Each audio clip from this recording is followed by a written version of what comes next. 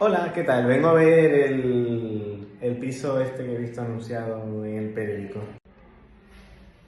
¿Qué anuncio? ¿Qué periódico? Mira, la verdad que si vienes a buscar ese piso, yo creo que ya han alquilado. Pues mire usted, yo venía a ver el piso. ¿Es por aquí, verdad? Sí, sí, sí, adelante, adelante, venga, vamos a ver. Pero ven acá, mi loco, pero... ¿Y no me va a dejar ver el piso a mí? No, no, disculpe, caballero, pero la verdad que para usted no tengo ningún tipo ni nada que enseñarle y por favor, no nos moleste.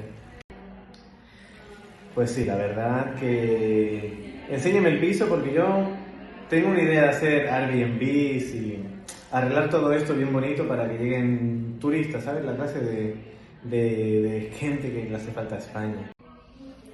Ah, qué proyecto más bonito. La verdad que esas son la gente que queremos que vengan.